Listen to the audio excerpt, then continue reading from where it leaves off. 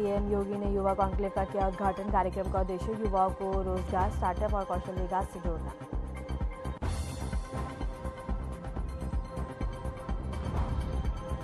राज्यपाल आनंदीबेन पटेल का कन्नौज दौरा। आंगनबाड़ी कार्यकर्ता को किया सम्मानित। महिलाओं को 11 करोड़ आर्थिक सहायता।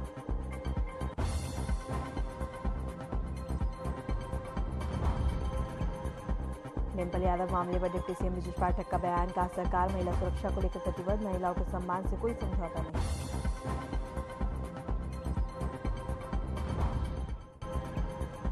पूर्व सांसद ब्रजभूषण शरण सिंह ने मेधावी छात्रों को किया सम्मानित। महाराज कथा में बच्चों का आमंत्रण दिया। कथा में राहुल कौल को दी चुनौती।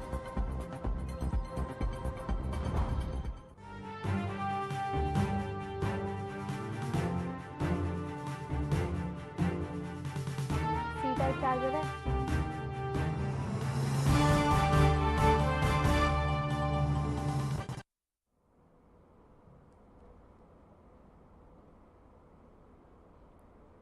नमस्कार, आपका बहुत बहुत स्वागत है। मैं हूं आपके साथ वर्षा शर्मा और रुक करेंगे उत्तर प्रदेश की खबरों की ओर। खबर संभल से है, जहां समाजवादी पार्टी की सांसद डिंपल यादव से जुड़े मामले पर उत्तर प्रदेश के डिप्टी सीएम ब्रजेश पाठक ने कड़ा रुख अपनाते हुए बड़ा बयान दिया। उन्होंने कहा कि महिलाओं को और बहन बेटियों के सम्मान से कोई समझौता नहीं किया जाएगा। डिप्टी सीएम ने कहा कि इस मुद्दे को आवश्यक रूप से आगे नहीं बढ़ाया जाना चाहिए, लेकिन यदि किसी ने महिला सम्मान को ठेस पहुंचाई है तो उस पर कठोर कार्रवाई की जाएगी। सरकार की ओर से बयान साफ संकेत देता है कि महिला सम्मान के मुद्दे पर यूपी सरकार सख्त रुख में है और किसी प्रकार की राजनीति या पक्षपात को बर्दाश्त नहीं किया जाएगा। हमारे समाज में हमारी बहन बेटी के लिए कुछ भी कहना उचित नहीं है। वो हमारी बहन है, हमारी बेटी है और हर स्थिति में उनके सम्मान से हम कोई समझौता नहीं। अखिलेश यादव तो शांत है सर। हमको इस प्रकरण को इतना ही कहना चाहिए, ये हमारी बहन बेटी से जुड़ा है, इस पर हमें इस विषय को आगे नहीं बढ़ाना चाहिए। ये विषय और मैं खबर गोंडा से है, जहां नंदी नगर स्पोर्ट्स स्टेडियम में पूर्व सांसद ब्रजभूषण शरण सिंह ने नवाबगंज और बता दें कि मेधावी छात्रों को सम्मानित किया। कार्यक्रम में उन्होंने 2 से 7 जनवरी तक होने वाली सदगुरु रितेश्वर महाराज की कथा में शामिल होने का आमंत्रण भी दिया। उन्होंने कहा कि कथा में प्रतिदिन 1 लाख लोग शामिल होंगे, जिसमें 50,000 बच्चे होंगे और साथ ही कांग्रेस नेता राहुल गांधी और वामपंथियों को भी कथा में आकर अपनी बात रखने की चुनौती दी।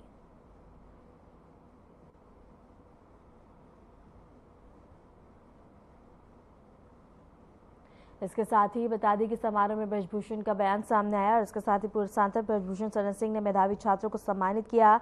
महाराज कथा में बच्चों का आमंत्रण दिया। इसके साथ ही कथा में राहुल गांधी को चुनौती दी।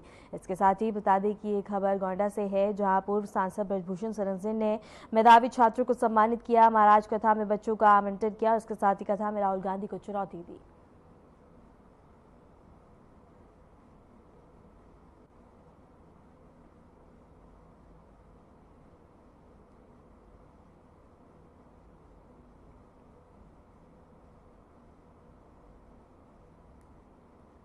गोंडा से एक खबर है, जहां पकड़ा है। बहुत दिनों से हमारी उस पर नजर थी। हम उसको बहुत बार वार्न भी कर चुके थे, लेकिन वो कोई पुख्ता सबूत हमें नहीं मिल पा रहा, जिसके वजह से हम उसको पकड़ नहीं पा रहे थे। लेकिन आज उसने 2 व्यक्तियों से पैसा लिया हुआ था और उनको मेडिकल सर्टिफिकेट बना के देने का पूरा जिम्मा दिया था। इसी बीच में हमें अपने कैमरे से भी निगाह रखी हुई थी और हमारे अपने जो वहाँ के लोग उन्होंने खबर दी थी, हमने उसको ढूंढ लिया और जिन लोगों को उसने पैसा दिया था वो भी आए और उन्होंने भी लिखित दिया कि हमने इसको पैसा दिया है, जिसके एवज में इसने हमें मेडिकल सर्टिफिकेट देने का वायदा किया था। लेकिन उससे पहले ही वो पकड़ा गया और जैसे ही वो पकड़ा गया, हमने पुलिस को बुला के उसको एफआईआर दर्ज करा के पुलिस को हैंड ओवर कर दिया है।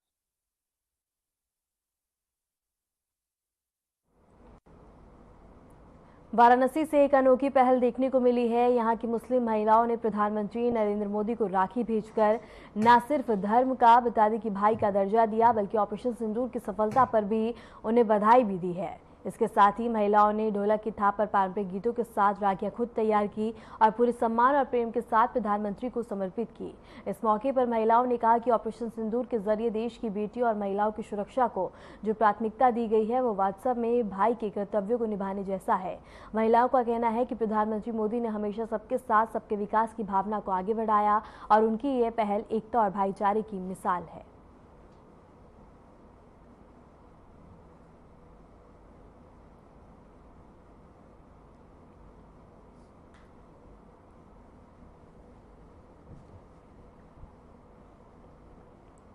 वाराणसी से एक खबर है जहां ढोलक और गीत से भेजी गई राखियां और इसके साथ ही बता दें कि मुस्लिम महिलाओं ने प्रधानमंत्री नरेंद्र मोदी को राखी भेजी और इसके साथ ही भाई और बहन के रिश्ते को और भी मजबूत और इसके साथ ही बता दें कि पीएम मोदी को मुस्लिम बहनों ने राखी भेजी है और भरोसा जताया। इसके साथ ही राखी भेजते ऑपरेशन सिंदूर की भी प्रशंसा की, जहाँ कहा कि प्रधानमंत्री नरेंद्र मोदी ने हमेशा सबके साथ सबके विकास की बात करते हुए और अनोखी पहल देखने को मिली है जहाँ मुस्लिम महिलाओं ने अपना भरोसा जताया और इसके साथ ही राखियां भेजी हैं। इसके साथ ही बता दें कि गीत संग ये राखियां भेजी गई हैं जहां मुस्लिम महिलाओं ने अपना भरोसा भी जताया। इसके साथ ही ऑपरेशन सिंदूर की भी प्रशंसा की।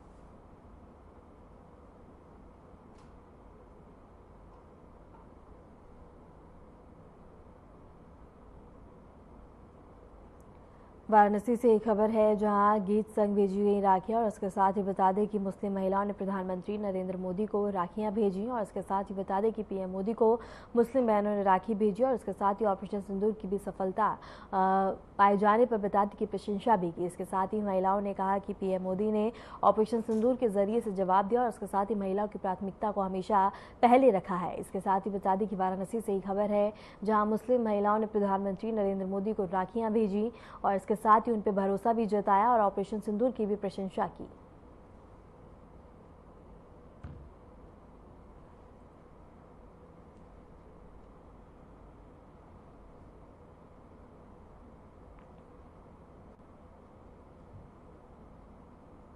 आज हम सभी हिंदू मुस्लिम बहनें मिलकर के राखी बना रहे हैं और अपने देश के यशस्वी प्रधानमंत्री जनाब नरेंद्र मोदी जी के लिए ये राखी भेज रहे हैं और उनको ये भी बता रहे हैं कि जिस तरीके से उन्होंने एक सफल ऑपरेशन सिंदूर का जो काम किया और उन्होंने जो आतंकवादियों से हमारी माँ बहन बेटियों की जो इज्जत रख ली, उसके लिए हम लोग यहाँ पे राखी बना रहे हैं और उनका धन्यवाद भी अदा कर रहे हैं कि जिस तरीके से उन्होंने हम लोगों की सुरक्षा के लिए बीड़ा उठाया है और हम देश की एकता, अखंडता, संप्रभुता को बचाने के लिए वो काम कर रहे हैं। ऐसे में हम सभी बहनें उनके साथ हैं और ऊपर वाले से उनकी सलामती की दुआ करते हैं। आज हम सभी मुस्लिम हिंदू बहनों ने मिलकर अपने भाई प्रधानमंत्री नरेंद्र मोदी जी के लिए राखी बनाई है, उनकी लंबी उम्र के लिए प्रार्थना की है और एक विशेष राखी बनाई है ऑपरेशन सिंदूर की, क्योंकि इस समय हम सभी भारत की बेटियों पर को ऑपरेशन सिंदूर पे बहुत गर्व है, क्योंकि ये बहुत ही गर्व का विषय है कि हमारे प्रधानमंत्री नरेंद्र मोदी जी ने सिंदूर का बदला चुकाया और उन आतंकवादियों को मार गिराया और पाकिस्तान को घुटने पे ला दिया।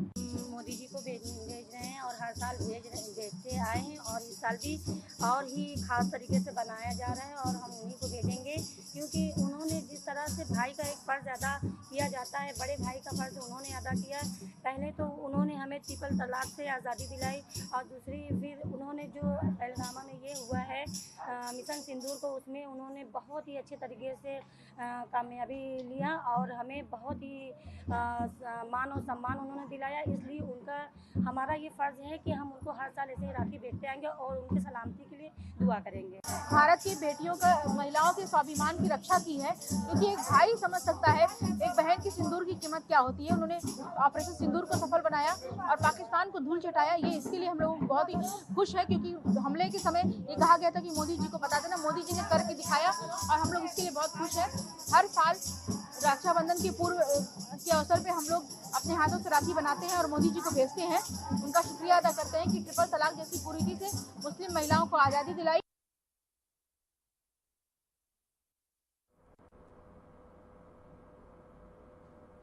खबर लखनऊ से है, जहां उत्तर प्रदेश के मुख्यमंत्री योगी आदित्यनाथ ने इंदिरा गांधी प्रतिष्ठान में मुख्यमंत्री युवा कॉन्क्लेव और एक्सपो 2025 का उद्घाटन किया।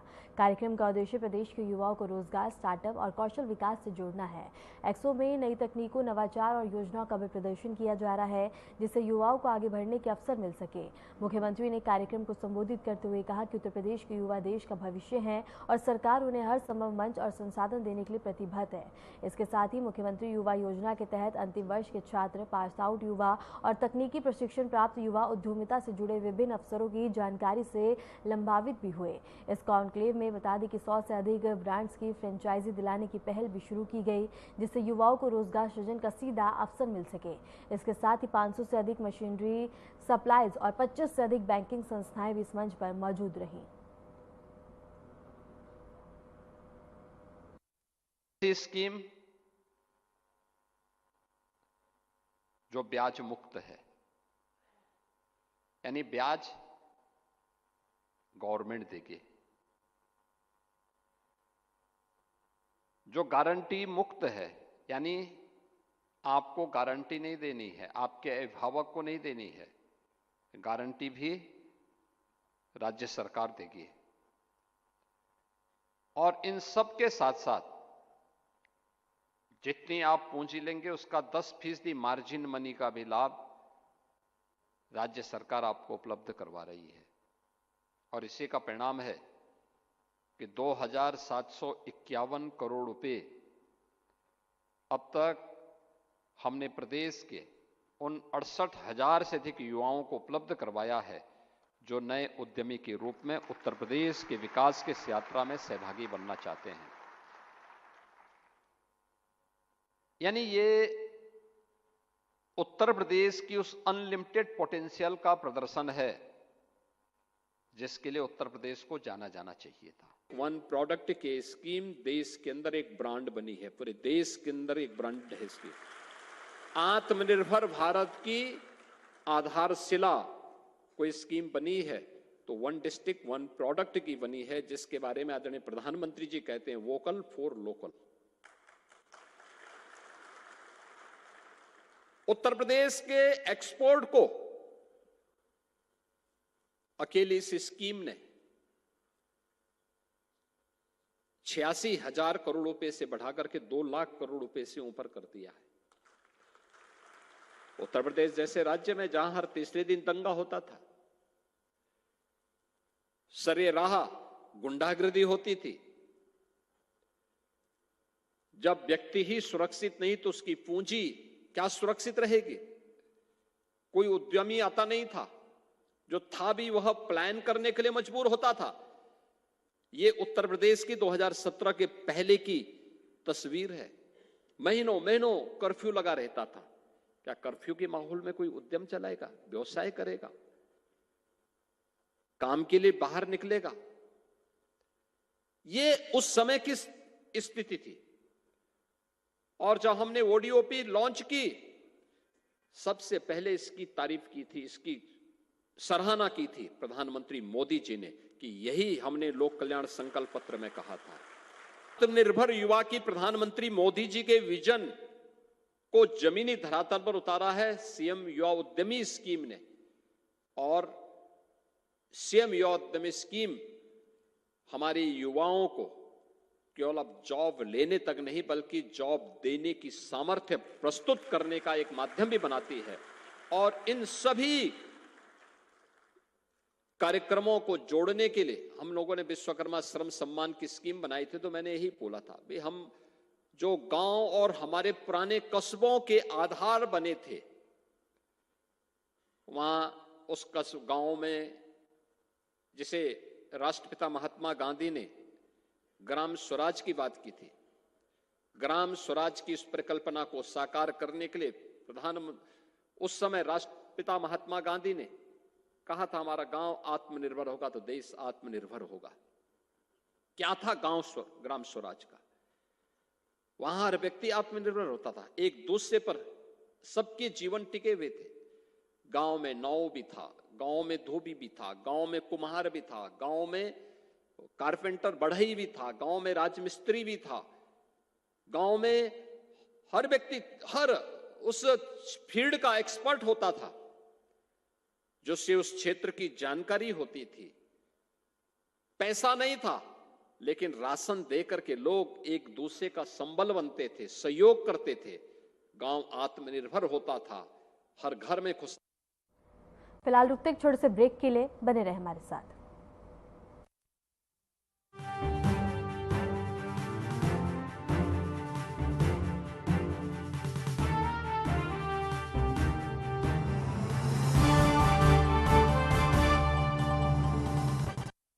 नवाचारी और नवोन्मेषी शिक्षा व्यवस्था से युवाओं की आशाओं को नई उड़ान दे रहा है नया उत्तर प्रदेश। ग्रामीण परिवेश हो या फिर नगरीय क्षेत्र, गुणवत्ता युक्त शिक्षा बनी है नए उत्तर प्रदेश की पहचान।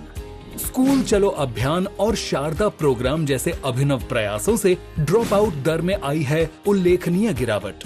ऑपरेशन कायाकल्प और टैबलेट वितरण जैसे कदमों से डिजिटल शिक्षा को मिले हैं नए आयाम।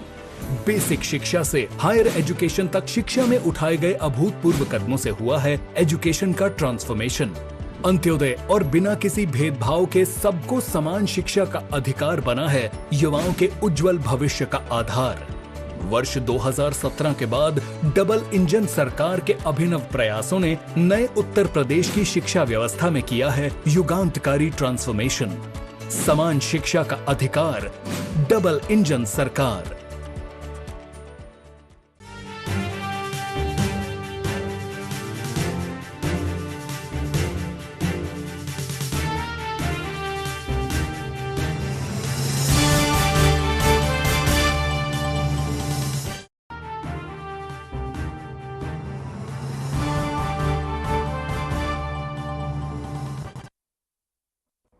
ब्रेक के बाद स्वागत है। खबरों में आगे बढ़ते हैं। नोएडा में एक बार फिर से किसानों का आक्रोश देखने को मिल रहा है। अपनी पुरानी मांगों को लेकर पिछले 8 वर्षों से संघर्ष कर रहे 84 गांव के किसानों का सब्र अब टूटता हुआ नजर आ रहा है। हजारों की संख्या में किसान आज नोएडा प्राधिकरण के खिलाफ सड़कों पर उतर आए और जबर बतादी की प्रदर्शन करते हुए प्राधिकरण का घेराव किया। और किसानों का आरोप है कि उन्हें हर बार सिर्फ झूठे आश्वासन दिए जाते हैं, लेकिन अब वो चेतावनी दे रहे हैं कि जब तक उनकी मांगे पूरी नहीं होती आंदोलन रुकेगा नहीं।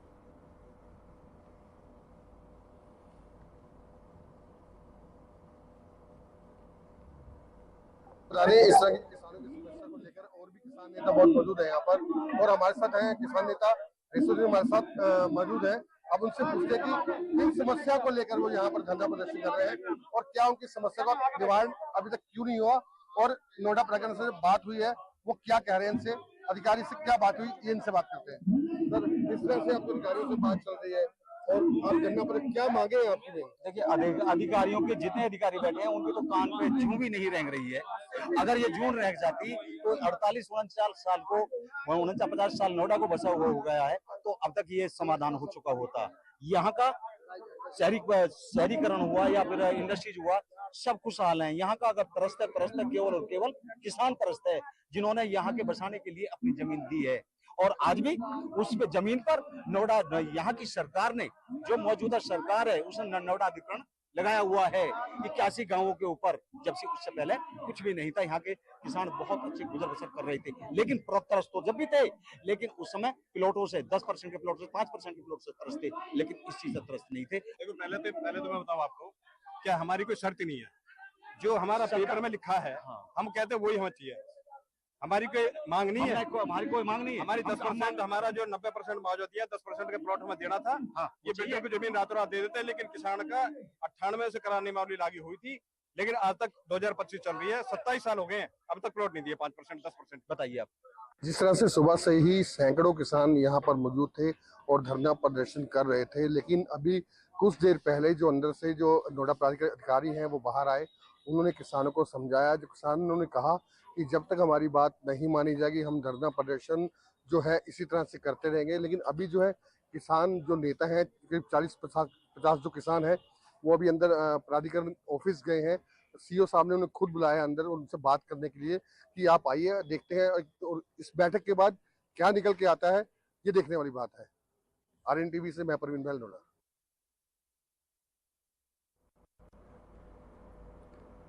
सीतापुर जिले में स्वास्थ्य विभाग और इसके साथ ही बता दें कि अधीक्षक ने इस्तीफा दिया है और बता दें कि 17 सामुदायिक सीतापुर जिले में स्वास्थ्य विभाग उस समय बता दें कि सकेत पे आ गया जब एक साथ 17 सामुदायिक स्वास्थ्य केंद्रों के अधिकारियों ने इस्तीफा सौंप दिए। अधीक्षक ने मुख्य चिकित्सा अधिकारी पर दबाव और बता दें कि मांगों का आरोप लगाते हुए कहा कि वर्तमान हालात में काम करना संभव नहीं है। इस्तीफे में लिखा गया है कि वे सीएमओ की मांगों को पूरा नहीं कर पा रहे हैं। सूत्रों के मुताबिक हाल ही में एक सीएससी अधीक्षक का तबादला किया गया जिसे दबाव की रणनीति माना गया और इसके विरोध में 17 अधीक्षकों ने बता दें कि इस्तीफा दिया और बता दें फिलहाल इस्तीफों को लेकर अब स्वास्थ्य विभाग में हड़कंप मच गया है और सीएमओ की ओर से फिलहाल कोई औपचारिक प्रतिक्रिया सामने नहीं आई है, लेकिन जिला प्रशासन पूरे घटनाक्रम पर नजर बनाए हुए है।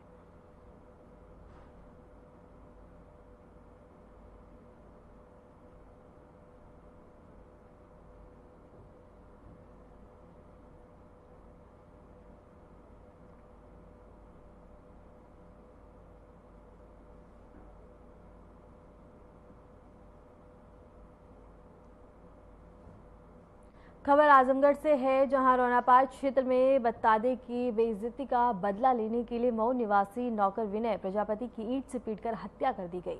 पुलिस ने आरोपी के कब्जे से हत्या में इस्तेमाल ईंट और खून से सने कपड़े बरामद किए हैं और मामले का खुलासा एसपी चिराग जैन ने किया है।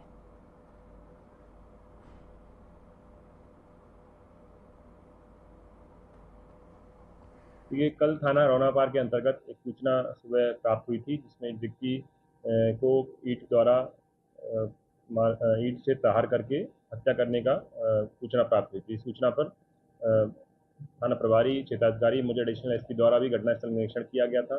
घटनास्थल के निरीक्षण हेतु फॉरेंसिक टीम को, सर्विलांस टीम को, एसओजी टीम को भी अनावरण हेतु बुलाया गया था।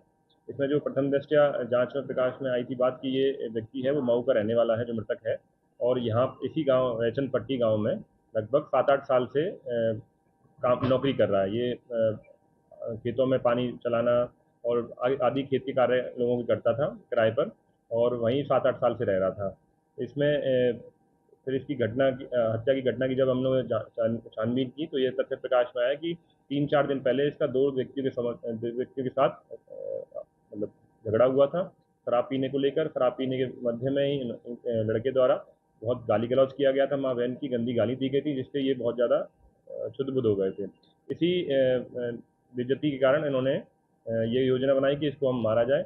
रात में जब ये ट्यूबवेल के पास में रखवाली के लिए सोया हुआ था तो रात में ये दोनों लोग आए और पीछे से ईंट से प्रहार कर इसकी हत्या कर दिए गए। खबर बहराइच से है, जहां नानपारा में गैंगस्टर एक्ट के आरोपी के खिलाफ बड़ी कार्रवाई की गई है। कोर्ट के आदेश पर प्रशासन ने उसके अवैध रूप से अर्जित संपत्ति को कुर्क कर लिया है। तहसीलदार और पुलिस क्षेत्राधिकारी की टीम ने मिलकर ये कार्रवाई की है। गैंगस्टर के खिलाफ बता दें कि 6 से ज्यादा आपराधिक मामले दर्ज हैं और ये कार्रवाई अपराध से अर्जित संपत्ति पर की है।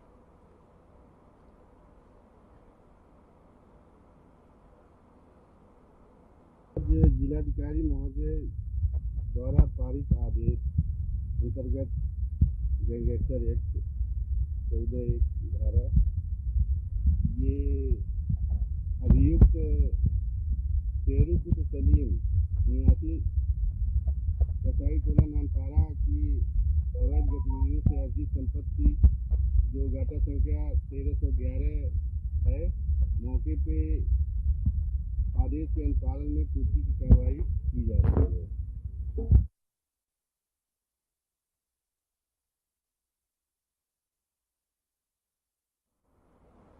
फिलहाल के लिए उत्तर प्रदेश की खबरों में इतना ही। नमस्कार।